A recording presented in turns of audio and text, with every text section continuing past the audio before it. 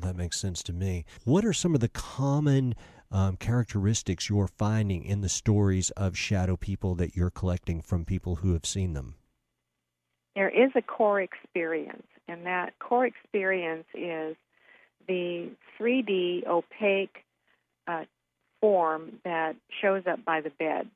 They also show up in daylight and sometimes in haunted places, but by and large, it's a nighttime bedroom visitation. This figure is tall, 6 to 7 feet tall, almost always appears male, seems to be wearing a coat like a trench coat, and a variety of hats that are described as stovepipe, fedora, floppy-brimmed. Sometimes it seems to be more of a hood or a cowl. This figure has no facial features, but it emanates this aura of malevolence or sometimes evil. Mm-hmm. And when you wake up and see it standing in a corner or in the doorway or beside the bed, you know that it's up to no good and that it's watching you very intently. People are usually quite frightened. They might scream, turn on the light.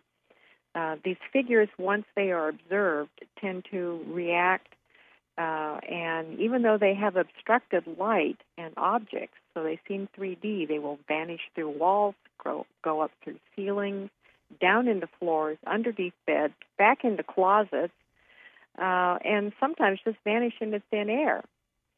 So I got very curious about what are these figures? Are they ghosts? Are they some sort of nightmare hag from a dream that sort of bleeds into that liminal waking reality? What's going on here?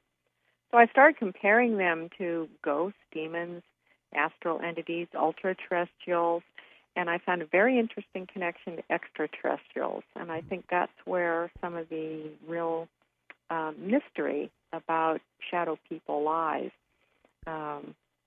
My working hypothesis at the moment is that they are either artificial intelligence or some sort of ultra-terrestrial that has a relationship to ETs, and that they may be part of the ET monitoring program of human beings. I do think that we are under surveillance by ETs. Agreed. And that they have something to do with our consciousness, unlike the abducting ETs that of the body.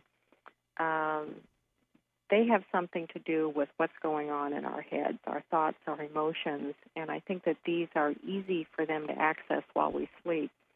I think that the malevolence that they generate is purposeful, because as long as we're afraid of them, we're not going to ask too many questions. Agreed. Let me ask you this. If it is in some way tied to extraterrestrials, and the description that you're giving me of shadow people is actually far more detailed than I was expecting, because I thought that shadow people were going to be more of a fleeting, very dark kind of a figure, but you're describing something distinct. I wonder why the extraterrestrials would use a particular type of male dressed in a certain way. Well, that's a good question that I don't really have a good answer to right now. Why do they show up in this form? Rarely a female form, never as a child, and it's pretty consistent throughout time, consistent in folklore and legend. These things are universal. They're reported all over the place, and they are explained in different ways in different times and by different cultures. But nonetheless, the core experience is pretty much the same. And there are secondary experiences, other characteristics. Shadow people that move around seem to communicate. Very seldom do they communicate other than to emanate this aura. But getting back to their form, why the particular form? It may have to do with whatever it is that's manifesting in our physical reality. That may be the best they can do. They evidently want to have a human-like appearance, and this may be a way of passing in our world. Because they do operate in other places. I think that they are drawn to some haunted locales. They are out and about in the daylight. So a human form would be rather important. They may not be able to manifest sufficient energy to look like us, so they look rather shadowy. They're between worlds. If they're an artificial construct, that may have something to do with it too. But I've wondered if they're doing something to our consciousness, if they're probing us, maybe even programming us, because they just seem to be interested in observing us. There's something they want from us, but they don't want us to know much about them. From the people that you've spoken to that have witnessed these, do you get the feeling, if I'm seeing a shadow person and I relate this to you, is the shadow person that I'm seeing, and maybe if I've seen it a couple of times, is it the same entity, or do people have the same entities that haunt them or come around them, or do you think it's just a hive-like culture of these things? I'm not sure if I'm expressing this correctly, but I think hive-like is probably a pretty good description. There are people who are serial experiencers. They have repeated experiences, sometimes throughout their life, sometimes for a finite period of months or years, and it seems to be with the same entity. In fact, one of the characteristics of a lot of experiences is there seems to be something about place that has to do with the manifestation.